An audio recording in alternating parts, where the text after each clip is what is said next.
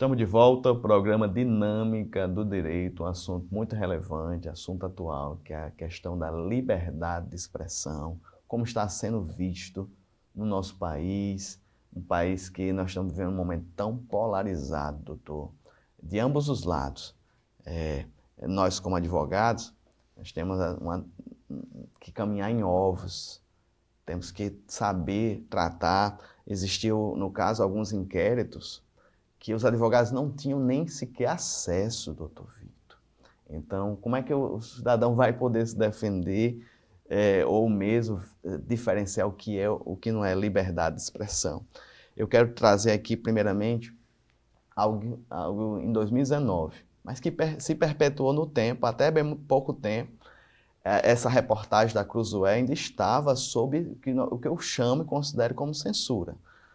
Numa das suas notícias, numa das suas publicações, ela falava sobre o ministro Toffoli, algumas situações sobre o mesmo, sua postura, pondo em dúvida alguns posicionamentos do mesmo, e o outro ministro, Alexandre de Moraes, teria, no caso, oficiado, intimado a revista a retirar a publicação do seu site oficial.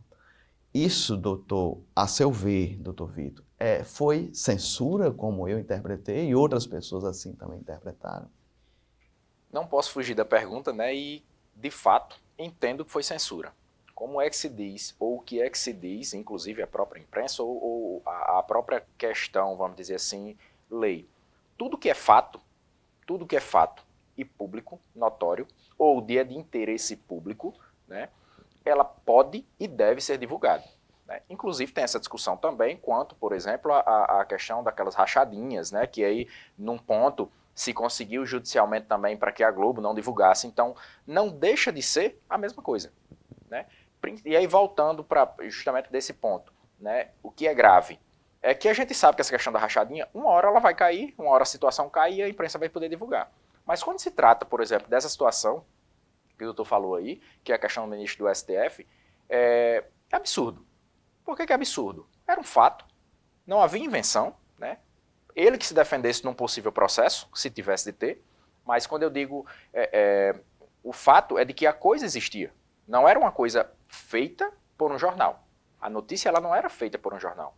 Né? Então o que a gente vê é de fato uma censura para proteger, né, pelo corporativismo, para proteger os seus. Né? Talvez, inclusive, pensando na questão de proteger a honra do STF. Né? Imagine se o Brasil, do jeito que a gente já vive, do jeito que as coisas já estão, né, a Suprema Corte ela tem um escândalo de corrupção dentro dela, né, ou dentro dela, mas pelos seus ministros. Então, vejo sim que como uma forma, não, censura da parte do ministro do STF, quando ele impediu a revista de divulgar aquelas informações. Só para o pessoal ter ideia, foi levantada recentemente, caiu a liminar recentemente, mais de 1000 dias depois, é que a revista pôde voltar à mesma matéria no seu site. Mas agora, para o que aconteceu nesse ano, existem vários programas com perfil de podcaster, de entrevistas. Um canal no YouTube, vai lá e consegue fazer bem facinho. E um dos podcasts mais famosos é o tal do Flow, que tem Monark como um dos cabeças. E ele teria se manifestado, doutor, eu teria dito num dos seus programas, acho que foi final de janeiro, começo de fevereiro, que era a favor de uma pessoa se declarar abertamente anti-judeu. Ele deu essa interpretação, ele não é da área jurídica, ele é um youtuber, e ele disse isso abertamente no seu programa e sofreu as retaliações financeiras, perda de patrocínio, mas especificamente no tocante a essa pequena fala, esse pequeno corte. Eu ou qualquer outra pessoa pode se declarar anti-judeu, anti alguém? Eu vou explicar isso iniciando de uma maneira teórica. Né? De novo, na liberdade de expressão. O que a gente tem? A gente tem lei de racismo, né? Preconceito é crime, e o que a gente extrai disso é de quê? O que é o preconceito? O preconceito é quando você segrega ou você provoca ou faz contra alguém, né? alguma exclusão, ou profere algumas palavras, por exemplo, contra a honra daquela pessoa, vamos dizer assim, em razão dela ser alguma coisa. De uma maneira geral, o que eu costumo dizer em sala de aula é: o sujeito ele pode ser racista? Ele pode ter uma ideia racista? Pode. Então o sujeito ele pode, por exemplo, pensar: eu não gosto de branco, eu não gosto de negro, eu não gosto de judeu, eu não gosto de cristão. Ele pode pensar para ele isso? Ele pode, isso não constitui crime. Qual é a liberdade que um sujeito tem de fazer isso? E aí para a sua pergunta, ele pode se declarar anti-judeu? A gente vai esbarrar no seguinte ponto: a liberdade de expressão ela vai até onde tudo que você se referir à ideia. Toda ideia, em regra, ela pode ser criticada, ridicularizada, elogiada, ofendida. Ideias. E o que é que a gente tem? Essa pessoa, vamos supor que uma pessoa ela é preconceituosa e ela diga: eu não gosto de branco.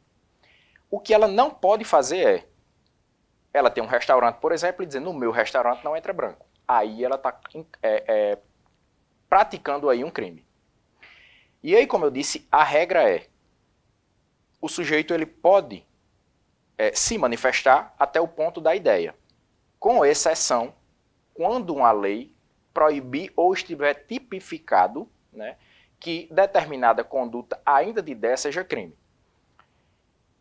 Nunca vimos, não vemos essa situação do sujeito ainda, por exemplo, se ele não gostar, por exemplo, de branco. Não gosta de branco, tudo bem. O que ele não pode é fazer com que, impedir que um branco, por exemplo, pratique determinado ato por ser branco.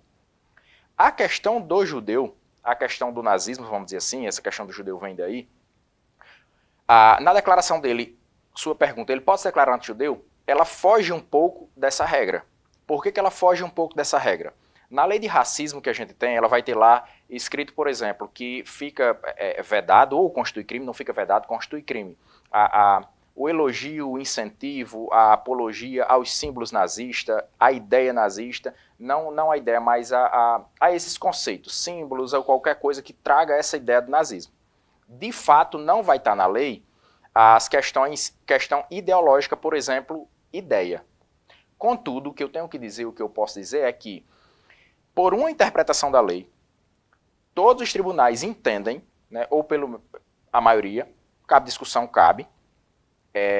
entende de que esse tipo de conduta, ou esse tipo de palavra, anti-judeu, ele se encaixa na questão do racismo. Justamente por ter sido uma coisa tão grave, acredito eu, e tenha sido por isso, e é por isso, né, tenha sido uma coisa tão grave, quanto à questão com relação ao nazismo, ela não permite nem o elogio a essa ideia. O elogio ou a discussão quanto à ideia. Do tipo, eu sou anti-judeu, como ele disse, que era a favor de uma pessoa se declarar anti-judeu. Então, o entendimento dos tribunais é esse. O que eu tenho que dizer é, nada impede que numa questão de processual, o juiz, quando sentenciar, ele diga que não há previsão legal, de fato não está lá que constitui crime a ideia, ou proferir a ideia nazista. O juiz ele pode muito bem dizer que não condena, porque não constitui crime, justamente porque não está lá tipificado no artigo a questão da ideia. Pode acontecer? Pode. Mas o que a gente tem de maioria, né, esmagadora, e o que a gente tem que todos os tribunais entendem é de que ainda essa troca de ideia, esse elogio à ideia nazista, ela se constituiria então crime. Então é por isso que quando ele profere, quando ele diz que é a favor de uma pessoa se declarar anti-judeu ou se declarar, nesse caso, como a gente vive hoje no país, ela vai constituir crime. Então, o entendimento jurídico vai ser esse daí. Doutor Victor, bem rapidinho, ainda nesse bloco, e fazendo referência ao mesmo episódio do Flow, agora um deputado federal, que deveria, em tese, conhecer as normas do nosso país, que vai fazer projetos de lei, tem projetos de lei para ser votado. Kim Kataguiri teria, numa das perguntas foi feito para ele, se é a favor de um partido, da liberação de partido nazista no Brasil. Ele teria se manifestado como sim. E agora, doutor, não é mais um youtuber, não é mais uma pessoa leiga apenas, agora é um deputado federal. Lamentavelmente, né, o que a gente vê, isso prova só o que ele pensa. Na verdade, ali talvez ele estivesse em outro mundo, ou não estivesse nem raciocinando direito, vou pensar assim, no sentido de que se ele tivesse pensado um pouquinho, ele vi que estaria falando um absurdo, mas o que parece que ainda que ele tivesse ali conectado, que a resposta dele, ao que mesmo parecendo não ser nada demais, ser só tipo, eu sou a favor, né? Não, posso não ser a favor da ideia, mas tipo, sou a favor, de uma maneira geral, presumindo não a má fé dele, mas vamos supor que ele tenha querido dizer isso. Não sou a favor da ideia, mas sou a favor que as pessoas elas tenham essa ideia. É um absurdo porque, de fato, no mesmo raciocínio que eu falei anteriormente, ele vai se constituir crime por isso. Porque o elogio à ideia nazista, ela vai se constituir crime por esse entendimento jurídico. E é um absurdo um deputado federal que deveria, no mínimo, ali defender, né, pessoas, porque dessa questão do nazismo ela não se trata só de judeus, mas de pessoas, porque se a gente olha hoje, a gente pensa, como é que pode? Né? Uma coisa daquela absurda aconteceu e aí tem gente ainda que defenda essa ideia. Né? Como dizem aí, né, querem criminalizar por outros pontos, querem criminalizar, por exemplo, nazismo, comunismo, esse tipo de coisa, qualquer coisa que não seja o capitalismo. Só que a questão é que essas outras, em tese, a ideia de que elas, por si só, a ideia dela não tenha sido matar pessoas. E de uma forma geral, a gente pode dizer que a ideia do nazismo era matar pessoas, porque não tinha outra finalidade que a não ser surgir isso, claro, com outras coisas, mas a questão principal era essa, tornar aquele povo só da maneira que se queriam, né, e exterminar aquelas pessoas que ele não queria. Então é um absurdo um deputado federal falar uma coisa dessas, e se fosse a pergunta se constitui crime, também constitui crime, né, mas lamentavelmente eu não acredito que vai acontecer nada com ele, mas o mínimo que deveria acontecer aí é uma cassação de mandato, né, para que se demonstrasse no mínimo aí uma lisura para a gente, para o povo brasileiro.